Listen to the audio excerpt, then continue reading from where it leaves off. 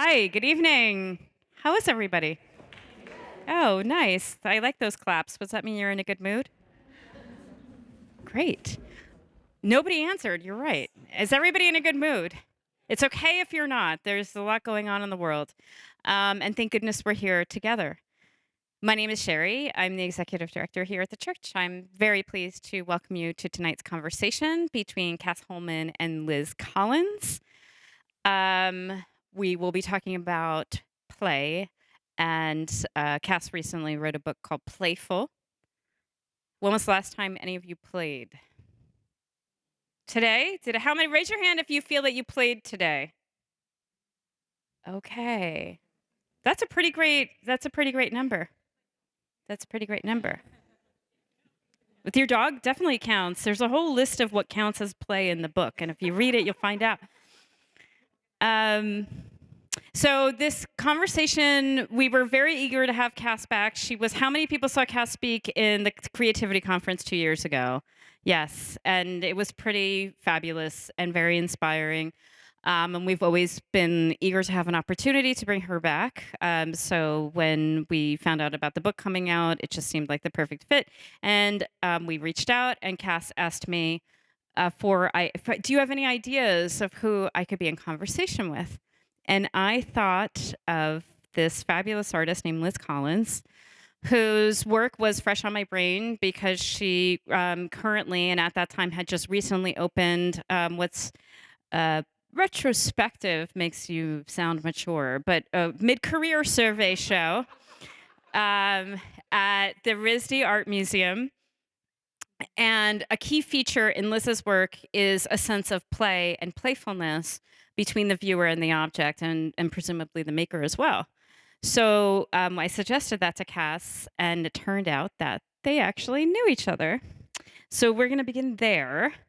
And following their conversation, there will be a Q&A, and there will be a book signing. So stick around and enjoy, and thank you for being here.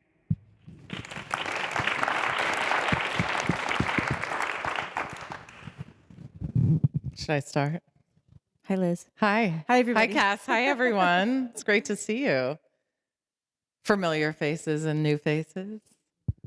Yes, would you mind starting? Yeah, well, I want to say Thank you, Sherry. Thank you. Yes, thank you, Sherry. Thank you, Cass. I'm honored to be here. I'm a fan of the church, and it's really exciting to be not just a visitor, but now, in a conversation with someone so fabulous as Cas Holman. And I do want to say about how we met. Cass reminded me this evening, it was very late. I think it was 3 a.m. in the admissions office on the weekend. It was probably around this time of year or December, January. We both were on the admissions committee. We were both professors at RISD. I was on my way out the door. I was about to leave my job there, and Cass had just arrived. But we were both on the admissions committee, and we met while we were doing this very important but very laborious job of reviewing freshman applications. And they would give you a pass to the beautiful Woods-Gary admissions office for the weekend, and people would just go, faculty would go whenever they wanted and go through these files and just, rate them. And we met. Very haunted, for the record. This building was very haunted, and the members of the admission committee were frequently found there until the wee hours of the morning because it was so much work. And it was kind of a beautiful period of time. There was no virtual application. Yeah, process. It was paper. The students had to send things. So we were there delicately folding their drawings and unfolding things and putting folders away. It was really quite nice. So Did I say it was RISD? Yeah. Yeah, okay. Rhode Island School of Design, for anyone who doesn't know the acronym. And so we hit it off, but Cass was like, "Why are you leaving? I'm just starting here." Anyway, Cass has since left as well. To do this fabulous book and other incredible projects, how many people have read this book already? Let's see. Oh, thank you. Okay. So To be fair, it did just come out 2 weeks ago, so there's no judgment for those of you who have not yet. Sorry, My mom hasn't even read it, so you're okay. fine. I've had it for a month. Look, it's all dog-eared and like it's well worn out. Well, okay. So, do you want to say any beginning pleasantries, or should we just go into No, that? I think they'll happen as the conversation unfolds. All right. All right. Well, so this is exciting for me because I've been doing a lot of talks about my work, and now I get to talk to Cass about her work. And so, what I thought I could do, because this isn't a reading, this is a conversation, but I do love a little bit of reading. And since Cass isn't reading, I thought I would read a couple things just as kind of prompts to get into the meat of this. I mean, can I call you like a kind of play aficionado now? Expert is a strange word that may appear in bios in some places that I have accepted, but I don't embrace it. Spend a lot of time. My life is immersed in play, both thinking about and talking about and designing for and planning for and advocating for, and creating the conditions for. But the term expert in that context feels like I'm somehow finished, or like I'm going to be judging whether or not anyone's play counts or is right or is great, which I Yeah, you're wholeheartedly not do that. not believe in. Yeah. Which you could, you'll understand in reading the book. But it's a similar relationship I have to instructions, which you'll also come to find out is quite complicated. I guess what kept striking me as I was reading the book, though, is not so much an expertise, but just like a profound kind of awareness of possibilities of a way to live. And so I don't want to use the word guru, but there's something, it's just something like there's so much wisdom in this book about how to enjoy one's life. And that really struck me in a way, not like, oh, Cass knows everything about playing now, so you're done. But like, you really have put a lot of energy into, I mean, it's a very generous gesture, I think, for you as a creative person and a designer to put that work aside and do this, because it's a gift. Like, I see things like this as gifts to humanity, because this book is for everybody, and it's bringing, and especially for adults and maybe teens too, like teens on the edge of adulthood who might need a reminder of like lightening up maybe when, I mean, I remember being in my early 20s and everything was so serious and stressful. And so this is just a refreshing kind of, I wouldn't call it self-help, but I think it's in the inspirational category. So thank you for making it. Thank you, Liz. Good time to have it in the winter. We're going into winter, like get the book. Also, audiobook, is it coming? It's out. Okay. Yep. So, It's my voice that would be in your ear which is the for best. however many hours. I'm a huge fan of audiobooks. Okay, so my first little fragment that I'm going to read is about risk and failure, which is something we both have a very intimate relationship with and are invested in our work, in our creative work. Page 199. If you want to explore, you must be willing to get lost. If you want to create something new, you must travel somewhere new in your thinking. That means being willing to test approaches that might not work and looking to learn from them. It means rethinking the goal of an activity and what you aim to get from it. It means being in it for yourself, for the experience, no matter how the outside world responds. Play is the perfect place to do all that. It's a safe place where we can focus on process, not product, where failure is part of the fun and risk is its own reward.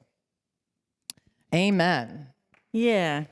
So I mean, just that, right? Didn't you just like, you can go home now. Yeah, we're done.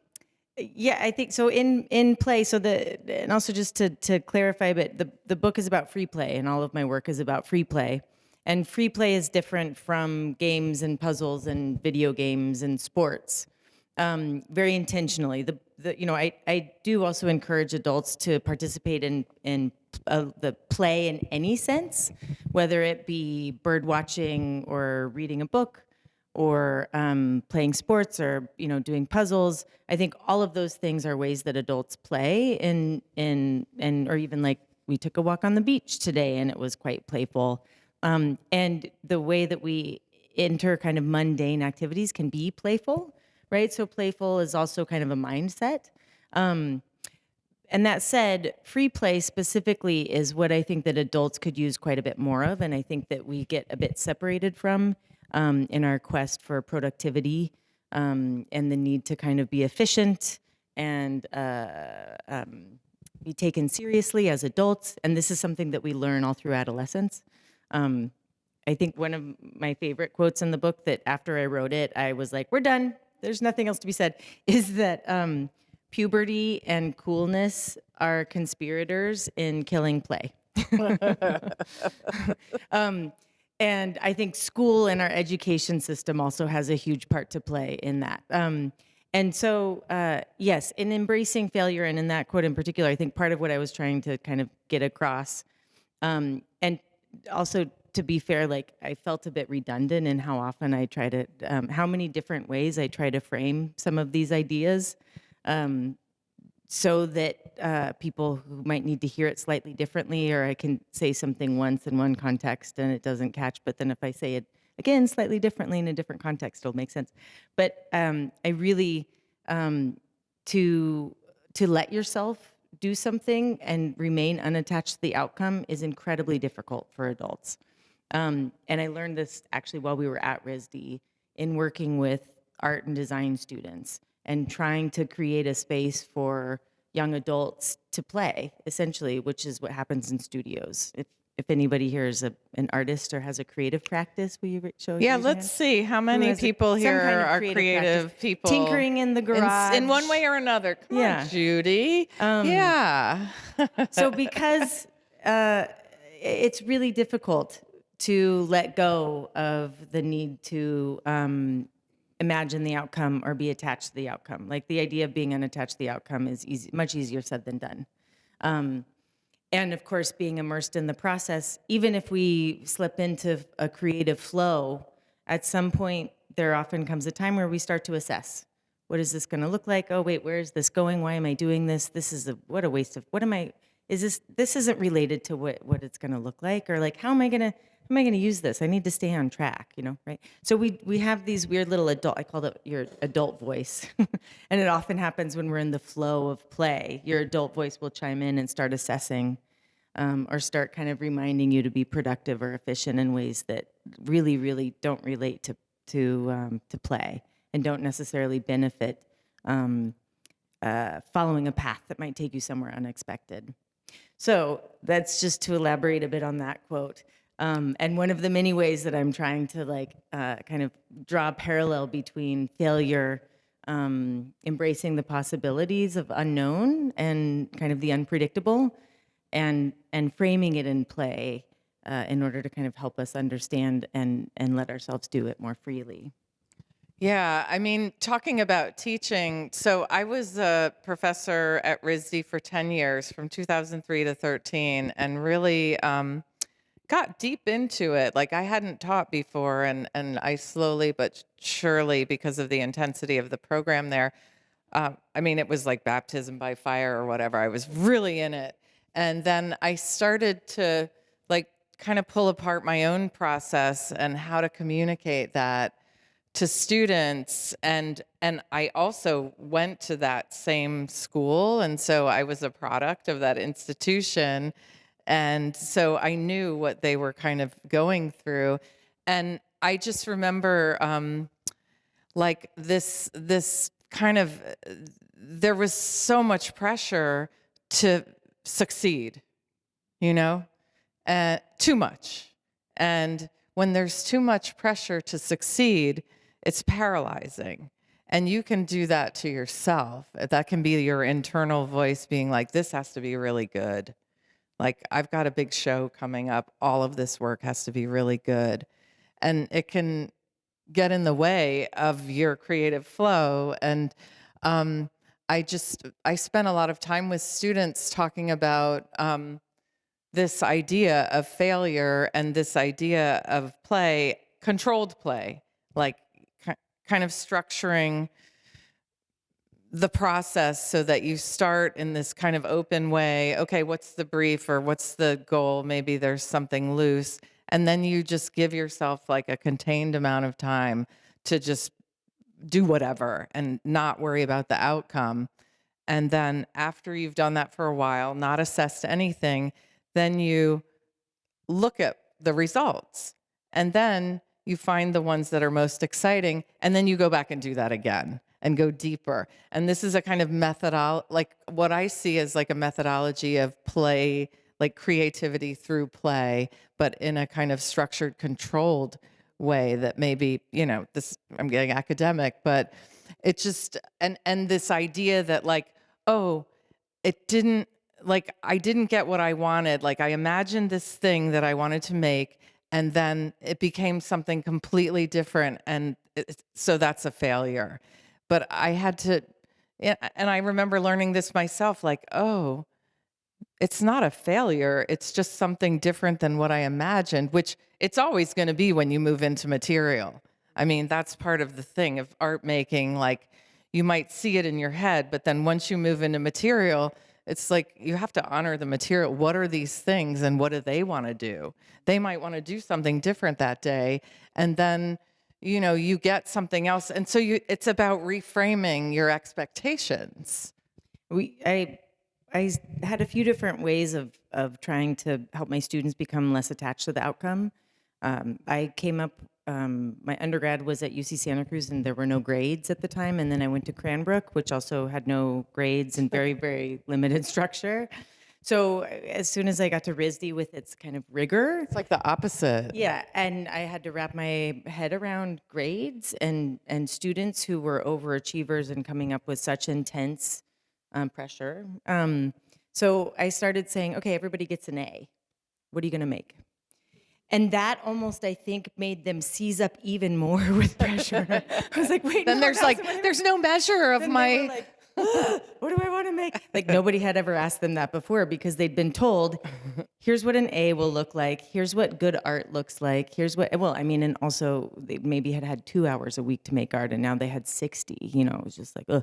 So, but kind of removing the pressure and actually, so my co-author, Lydia Denworth, is a science writer and thankfully knows how to write a book, so that's why it exists. Collaboration, I don't know if anybody here practices it, it's great. But she found research quite a bit of research, but one research study in particular where they kind of set up series of kind of tests or projects and removed the any sort of assessment, and then did the same kind of series of assignments with a different group and in multiple different ways. And they found unilaterally the work was infinitely better when the people doing it knew that it would not be assessed. And the minute that assessment or that it became that they knew that somebody would be looking at it, there was less inventive, there was less novelty being anything new. So, and the enjoyment, like however they rated, like, did you enjoy this? Was it at all pleasurable to do? Was like, right? So it's really clear that the even being aware that someone will be looking at it, which maybe for the creative people, if you're able to kind of say to yourself, no one will ever see this, right? What would you make and how would it be different? Or this is going to dissolve. I like making things every once in a while out of something that I know will go away. Like make something out of sugar, or make it out of pulp and put it outside. Right? Just know that it's going to go away.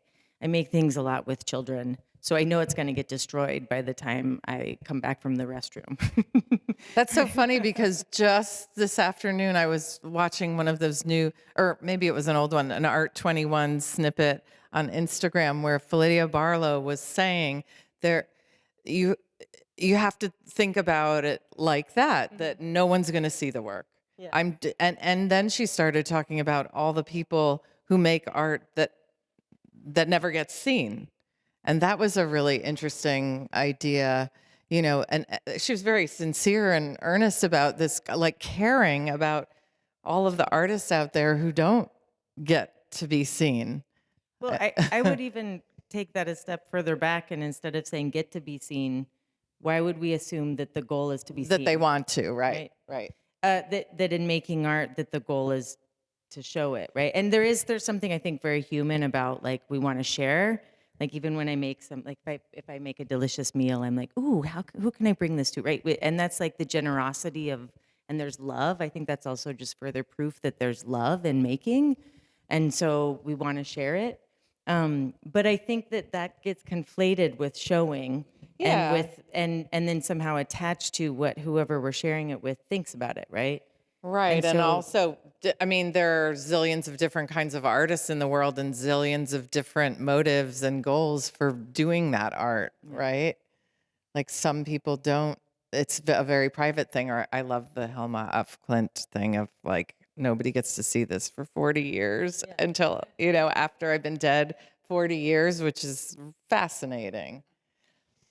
Next quote. Should we go to the next quote? Next Yes. Okay. The next quote is it's about us, meaning queer creative people. So I've heard of them. yeah. So I'm going to read this from page 181, that's in a section called Release Judgment. The prohibition on adult play is a social norm worth puncturing. I know this is easier for some than others. I think being queer and being an artist made my childhood experience of being an outsider even more distinct. From a very early age, I knew that social norms were optional, and I was often annoyed with people for following them. Anyone who has questioned their sexuality has let go of societal norms to some extent.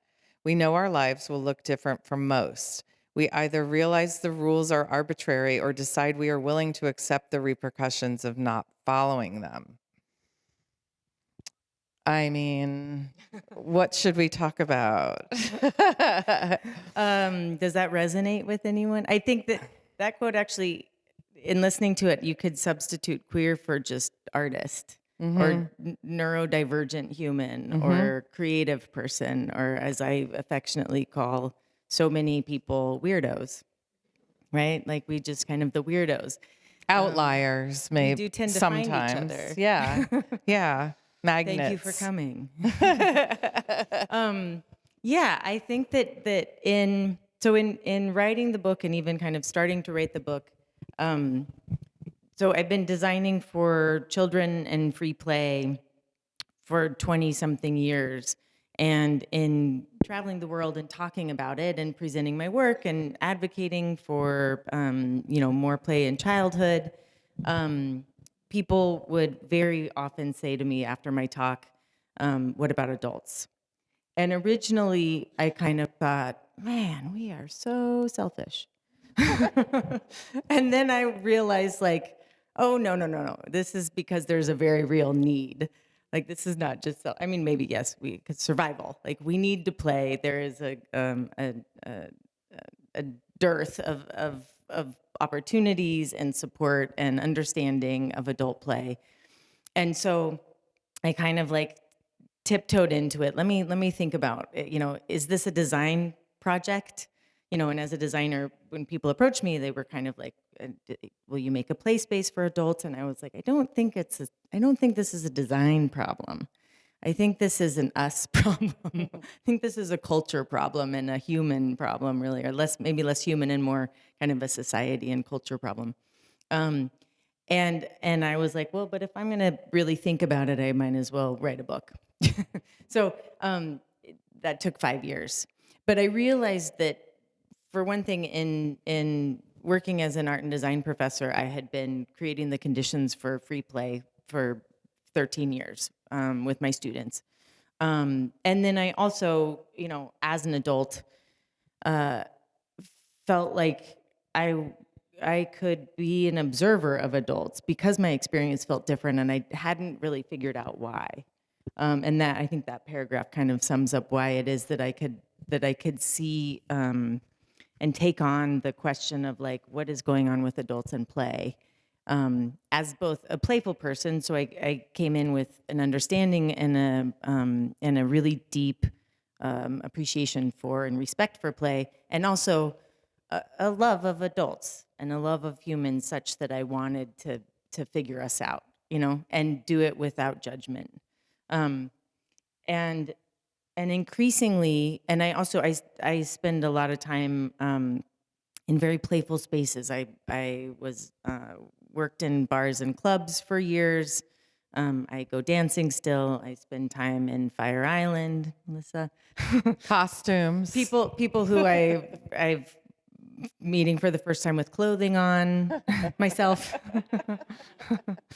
We make jokes about like different modes of different ways that we've met each other. So it's like, oh, we've never been seated in chairs looking like professional adults before, right? So yes, this is just to say,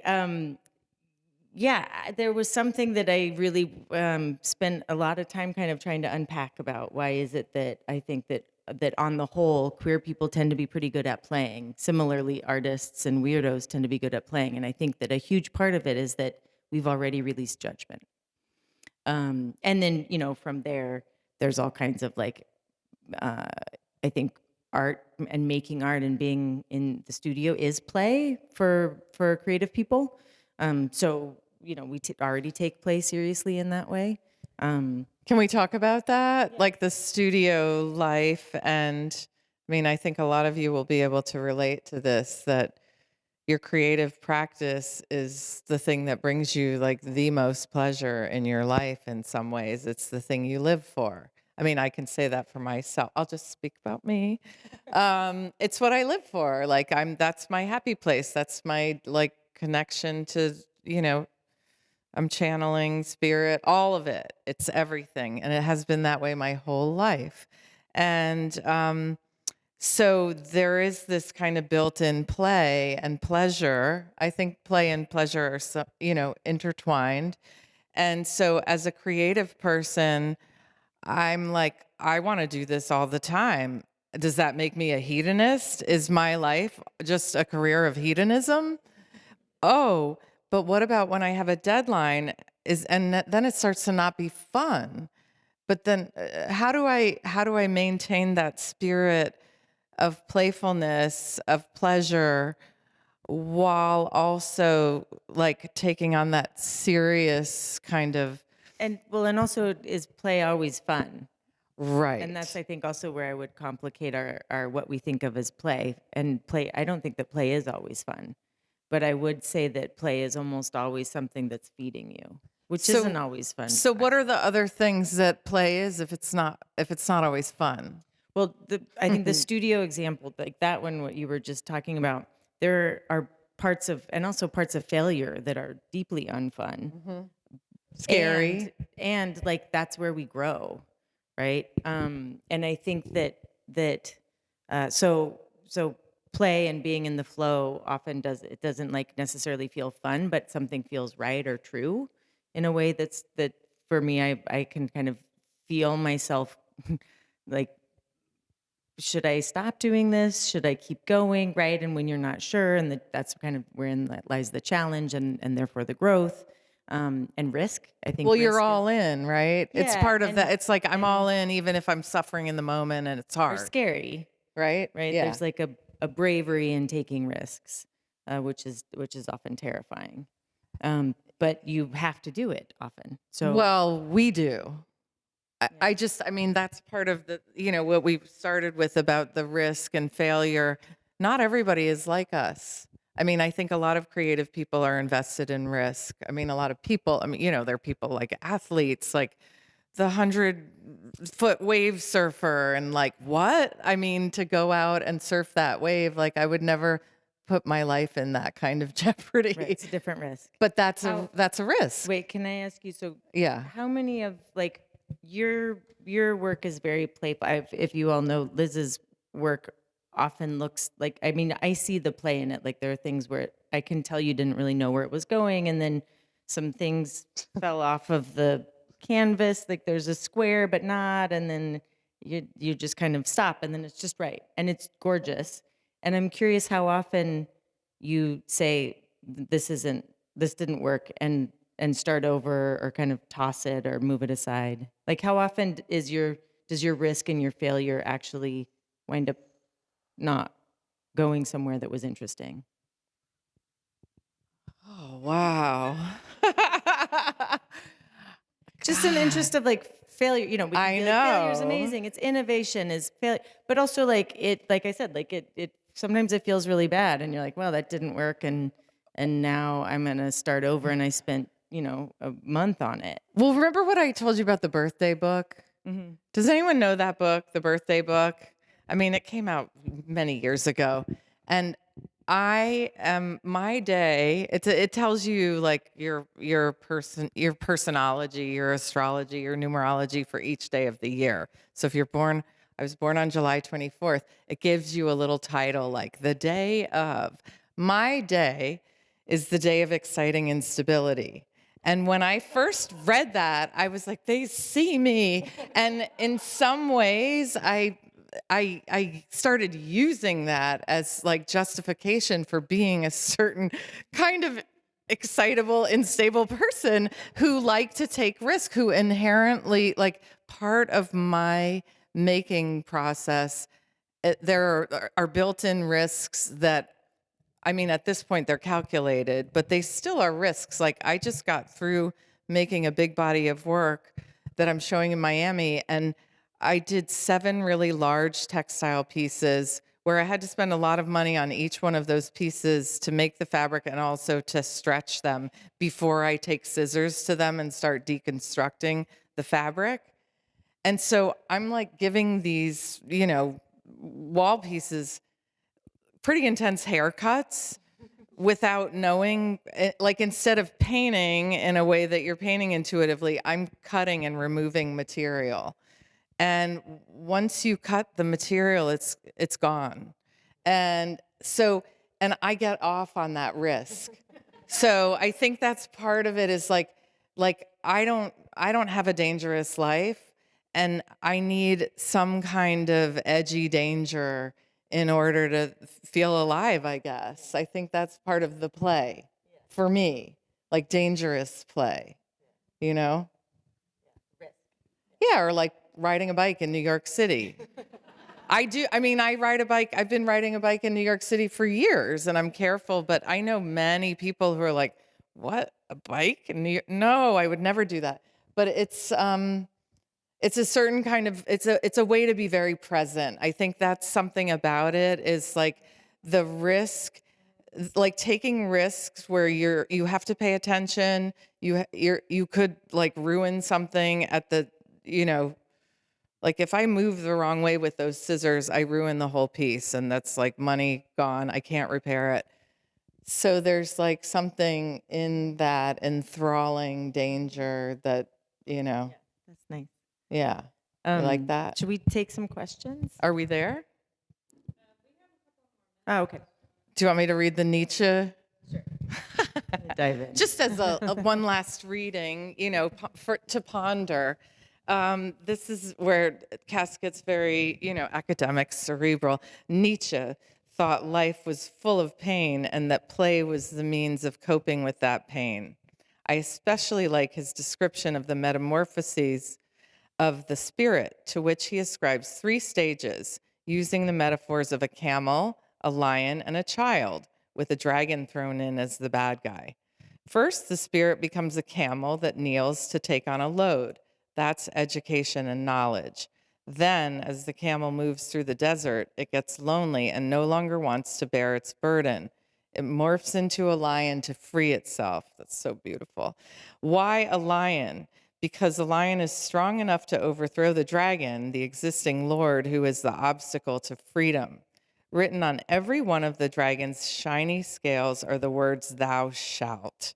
The dragon represents all the institutions, from religion to your parents, telling you what to do and how to act. Thou shalt not giggle in meetings. Thou shalt eat your vegetables. The dragon represents the laws and rules of society.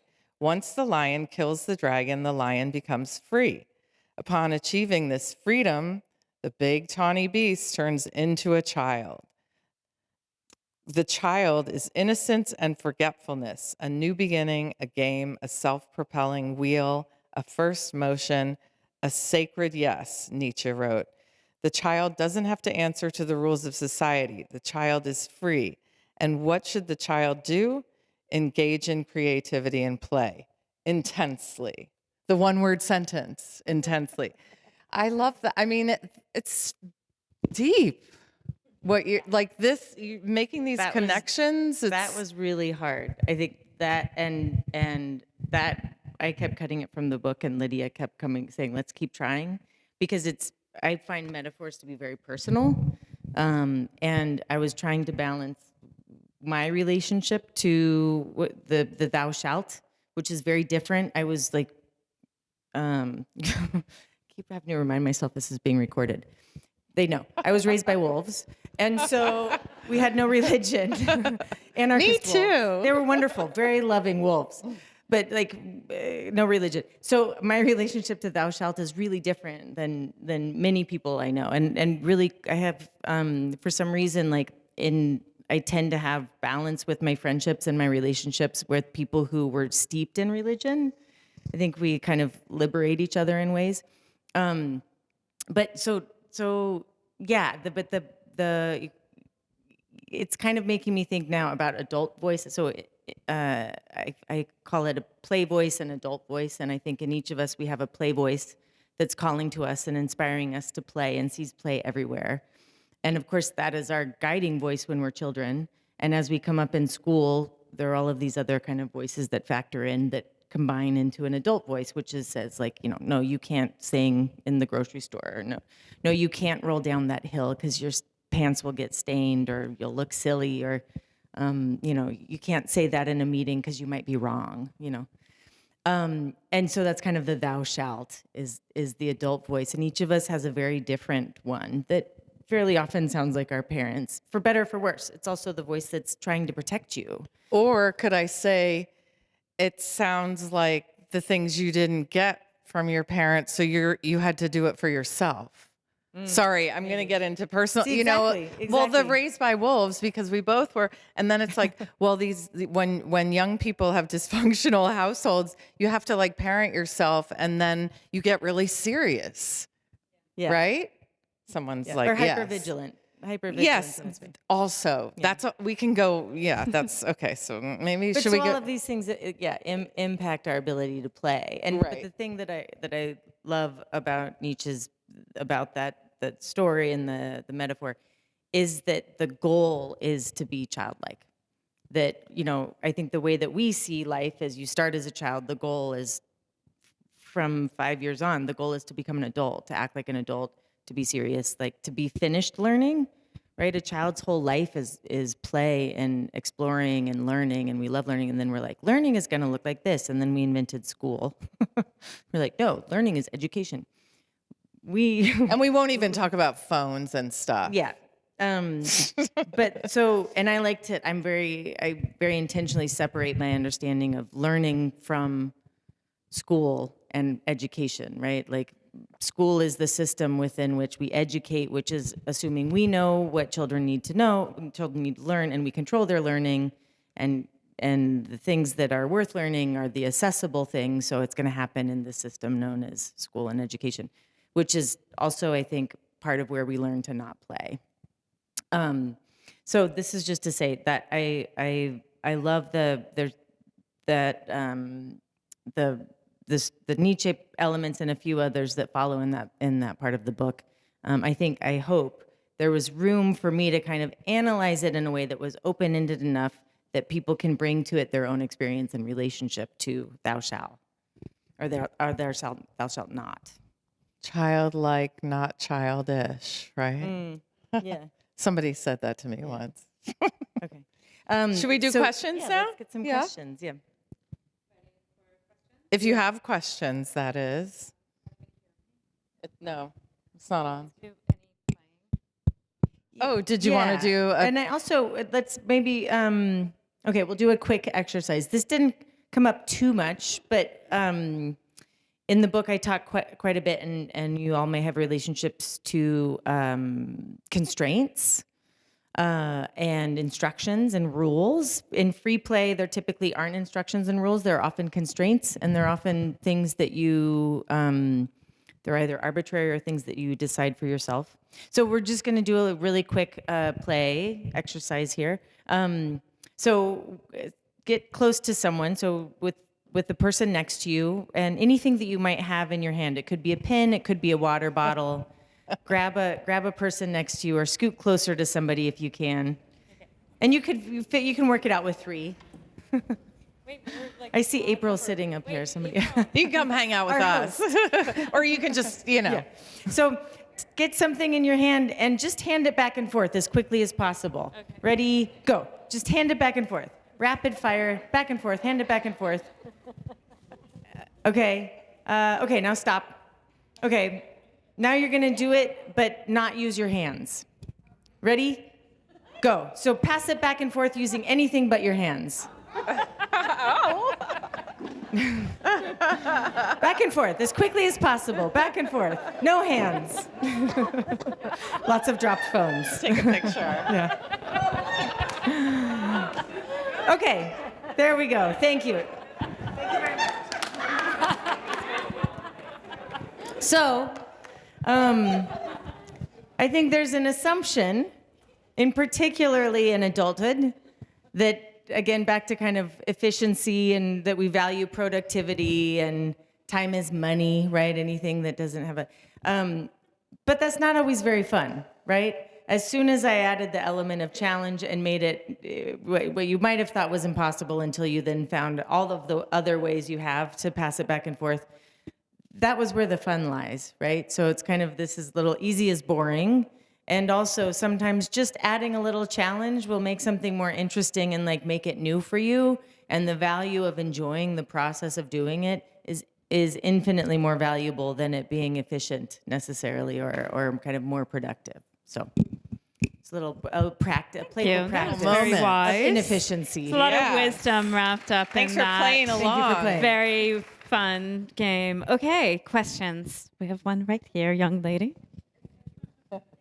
Hi, thanks. I just noticed that you had written an op-ed that appeared in The Guardian, and I was just wondering what playful impulse led you to do that, and what was your message to the world? Thank you. The piece in The Guardian is about that play is protest.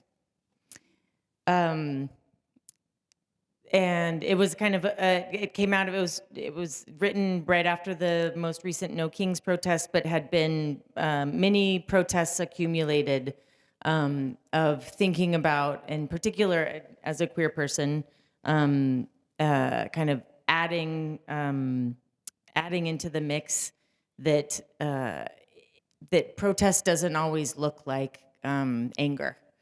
So I kind of, the piece in The Guardian was kind of saying, as protests are starting to look quite playful with what's going on in Portland, and increasingly I think people are starting to push back against any number of measures and any number of bureaucratic moves that are quite aggressive, as well as a kind of mischaracterization of who Americans are, in particular who certain demographics are, and so people trying to represent themselves or ourselves in a way that feels true.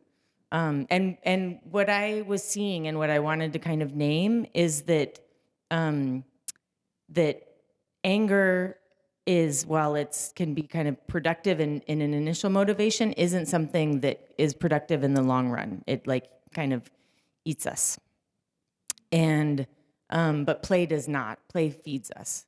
And so what I was trying to propose is that play isn't something we do after the protest, just playing is the protest itself, and that to have a sustainable level of protest, which we do need to have at this stage based on what's going on, as particular in the U.S. and worldwide, play is essential. And so I was kind of positing that and also as a plug of take play seriously, and let yourself be playful in protest, because we need to be, or we won't last. It reminds me of that serious yet playful quote of Justin Vivian Bond's "Glamour is resistance." That feels somehow connected, you know? Yeah. Well said. Thank you. Another questions? You can make a comment too, right? A real Comments? comment. Comments? Almond We have has a lot a of like comment. people, there you go. Penelope. Comment that's I have to cite. It's Kevin Young who came up with that term. Does everybody know the poet Kevin Young? Anyway, he spoke here once. I heard a comment that really plays into this, and it was, we, as we age, we have this philosophy that maybe we should live every day like it's our last, and how that is so success oriented.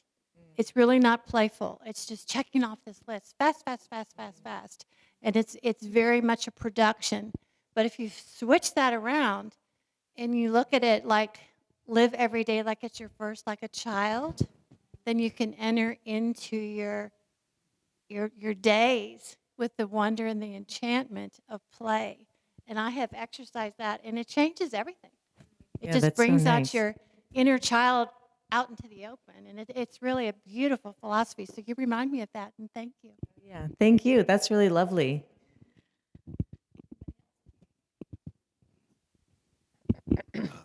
Hi, thanks. I guess first, you're doing a project for us at St. Anne's in Brooklyn, and I had no hello. idea. Yeah, so hello.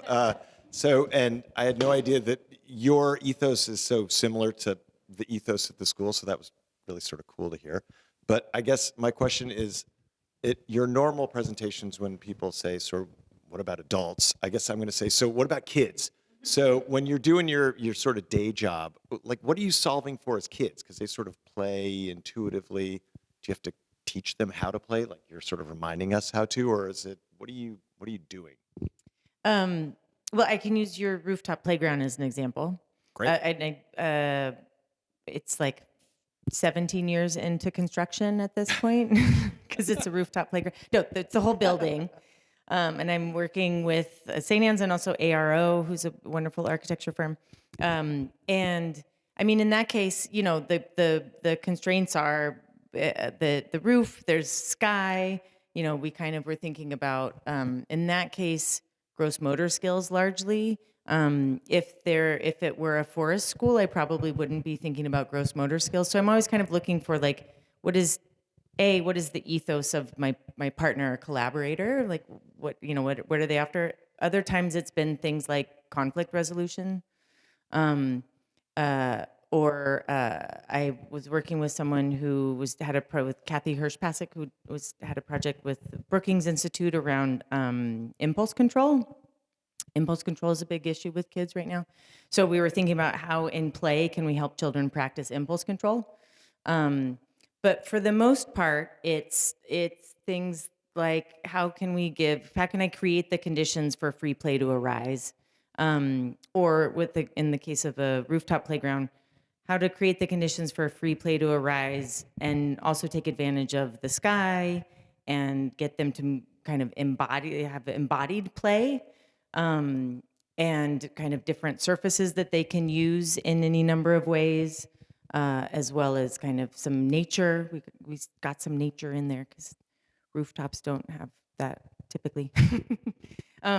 So yeah, I think I would never try to teach a child to play, not just because I don't need to, but because I don't know what a child needs. And they almost always do, right?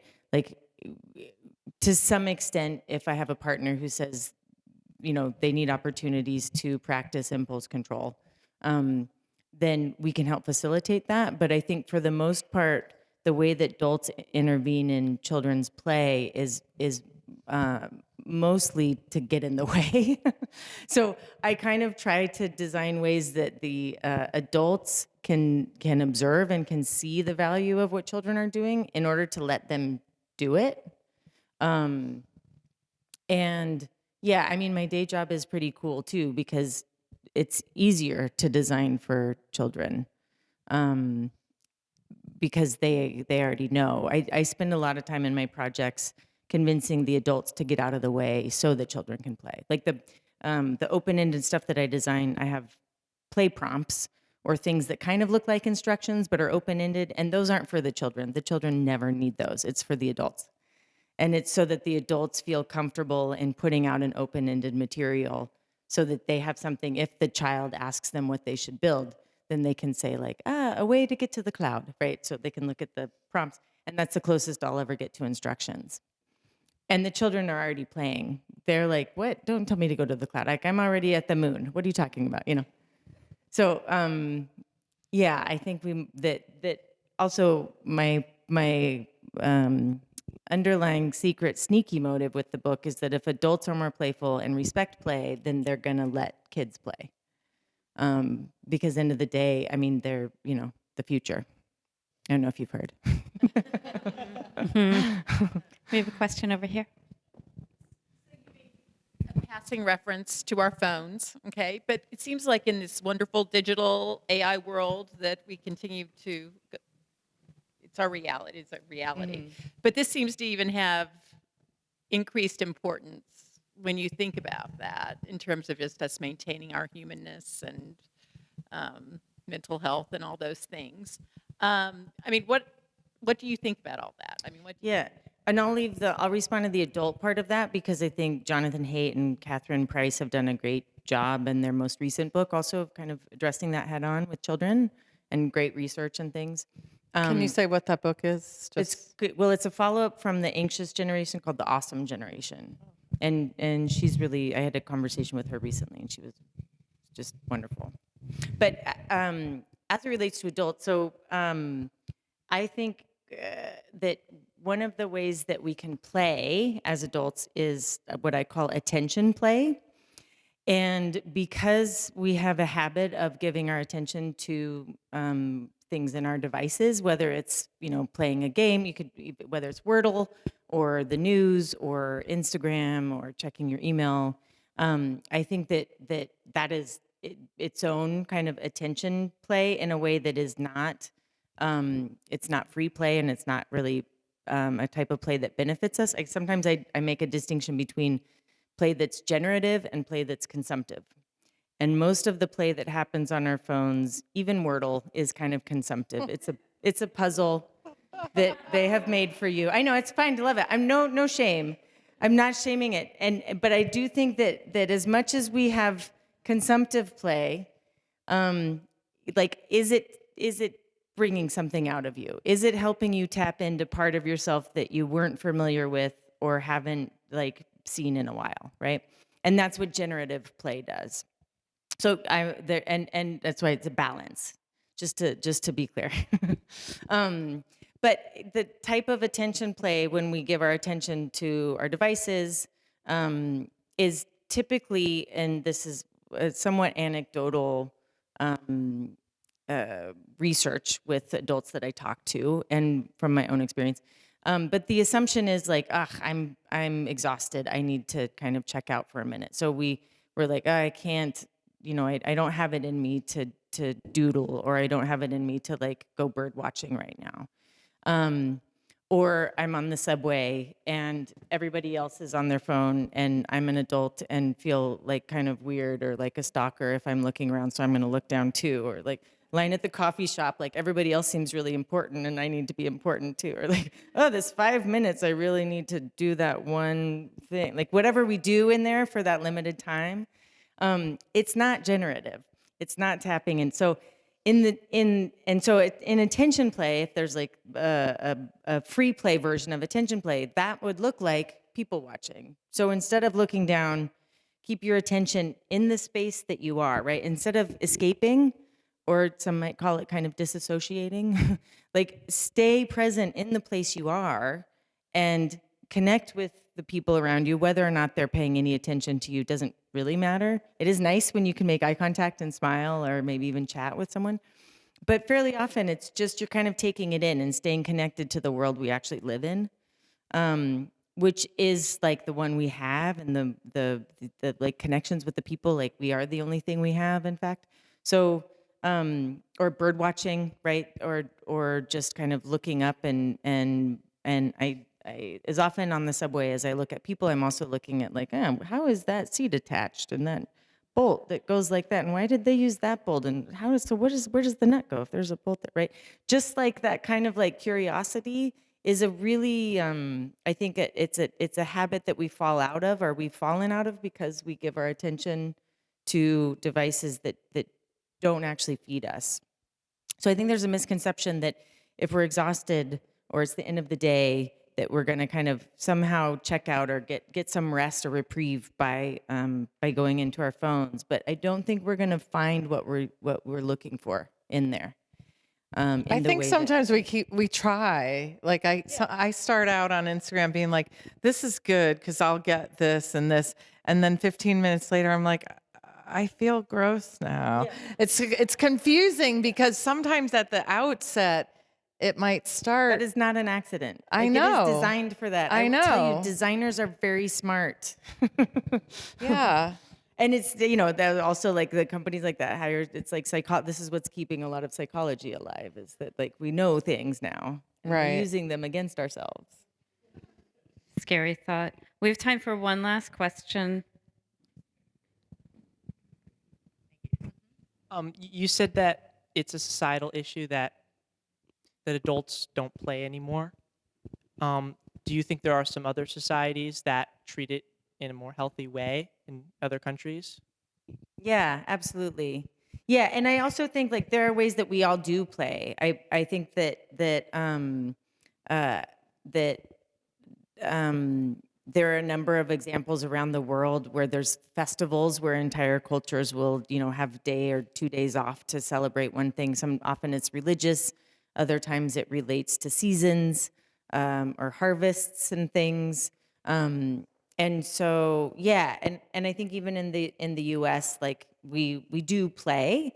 I think we could do it a lot more, but and I also, to be fair, I do think that there are ways that social media can be playful, and I think it's a way that we've kind of gotten to know ourselves and each other's play that we wouldn't have otherwise. Also, in a strange way, like being inside of strangers' houses so easily now is kind of interesting. So I think that it's a problem that we feel judgment around play, and I do want us to do it more, and I also don't want to undermine the ways that we do play, even when it's something that's very structured. Like being a fan at a sports game is how a lot of people play fairly often. And I think that's wonderful. And they scream, like yelling with strangers. That feels so good. I don't know what that's about, but I go to Liberty games, and I'm like, I'll scream. I'm like, I don't even know what happened. I just want to yell with everybody. This is great. And again, because it's in my body, like this is, or going to concerts and getting jostled. I love getting jostled at a concert. Where else, like bodies bouncing around. This is wonderful. I even think that, I had an experience the other day where I went to a workout class in the gymnasium at the Y in Park Slope, and I hadn't been ever before. And it was so fun just to be with a bunch of random people in this. It was a space like this with this instructor like blasting fun music and then just being like, do this, do this, do this. And it was kind of wild. And I was like, this is great. This is fun. Even though I was working out and it was somewhat arduous, it was still, there was like a lot of play in it. It was, and I can see why people come to it in droves. It's nice also when there's kind of low stakes. Like I like karaoke and bowling, right? Or like lawn darts or like things where it's like you can't really be good, and even if you are good, maybe you should be a little bit embarrassed about being good. Karaoke isn't really about singing well; it's about like putting your heart into it. And bowling, it's like, what are you going to do but try, right?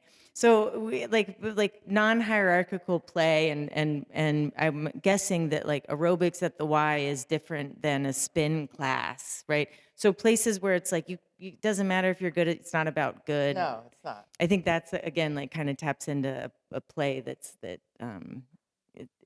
we get something more for it's different. Yeah, and I want to acknowledge something about just being here that I imagine, because so many of you live here, that there is kind of a commitment to a certain lifestyle that involves play and being outside. And, I think about the ocean and the beach, and that's where so much like joy happens.